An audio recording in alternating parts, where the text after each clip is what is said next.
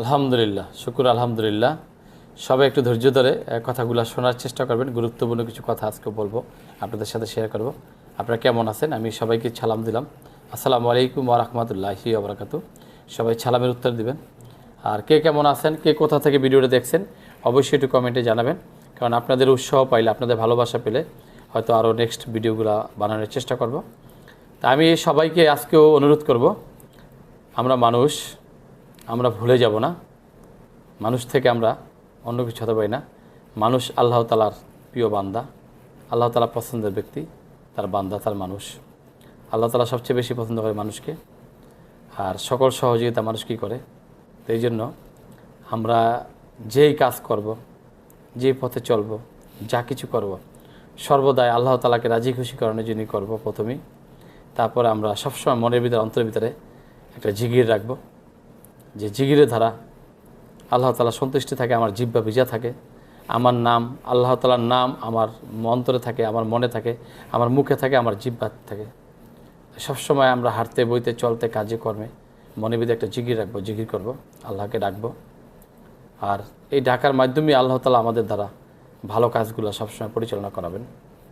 আমরা সবসময় খেয়াল রাখবো কাজ করার সময়, চলার সময়, হাঁটতে, বইতে, চলতে, কাজ করতে, বিভিন্ন পর্যায়ে কখনও যেন আমার দ্বারা এমন কোনো কাজ না আসে, কাজ না হয়, কাজ না করি, যেই কাজ আল্লাহ অপছন্দ করেন, আল্লাহ তাআলা অখুশি হন, আমার নবীর অপছন্দ করেন, এই ধরনের কোনো কাজ করা যাবে না।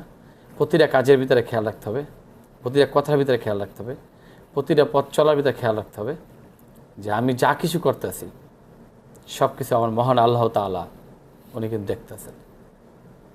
আমার নবী কি বলেছেন, আমার নবীজি কি বলেছেন, আমি কি করেছি, তার সাথে কোনো মিল আছে? তাহলে আমি কেমন নবীর উম্মত? আল্লাহ শ্রেষ্ঠ নবী হযরত মুহাম্মদ সাল্লাল্লাহু সাল্লাম রাহমাতুল্লাহি ওয়া বারাকাতুহু, তাকে আমরা দাবি করি, তার উম্মত, আমরা তার উম্মত। আমরা কি কাজ করছি, আর আমার নবী কি করছে, আমার নবী কি বলেছেন, এদিক দিয়ে আমরা খেয়াল রাখব। আমরা এই অল্প কয়েকদিনের দুনিয়ায় এসে এই দুনিয়ার মায়া ভালোবাসায় আমরা যেন আখেরাত ভুলে না যাই, আমরা আমার নবীকে ভুলে না যাই, আমি যেন আমার আল্লাহকে ভুলে না যাই। যেই আল্লাহ যদি ভালো না বাসেন, আল্লাহ যদি দয়া না করেন, আল্লাহ যদি মায়া না করেন, তাহলে কোনো দিন ওই জান্নাতের উত্তরাধিকারী হওয়ার ক্ষমতা আমার নাই। অতএব আমি যা কিছু করতেছি সব কিছু আল্লাহ তাআলার দয়ায়। আল্লাহ তাআলা যদি চান তাহলে আমাকে জান্নাতের মালিক বানাবেন। আমি সর্বদাই চাই আল্লাহ তাআলা, আমি যা কিছু করেছি তার বিনিময়ে আমি জান্নাত পাওয়ার মালিক না, কিন্তু তোমার দয়ায়, তোমার ভালোবাসায় আমি জান্নাত পাওয়ার মালিক। তাই আল্লাহ তাআলা আমাদেরকে সবাইকে কবুল করবেন। আমরা এভাবেই সবাই পথ চলবো, কাজ করব।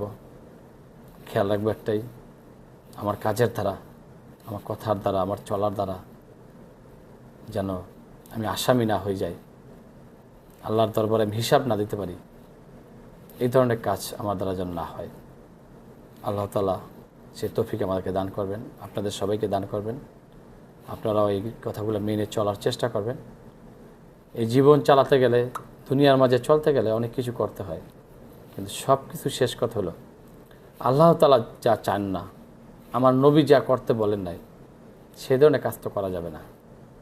তাহলে তো আমি বড় গুনাহগার হয়ে যাব আল্লাহ তাআলার দরবারে। সেই আল্লাহ তাআলার দরবারে যদি আমি গুনাহগার হয়ে যাই,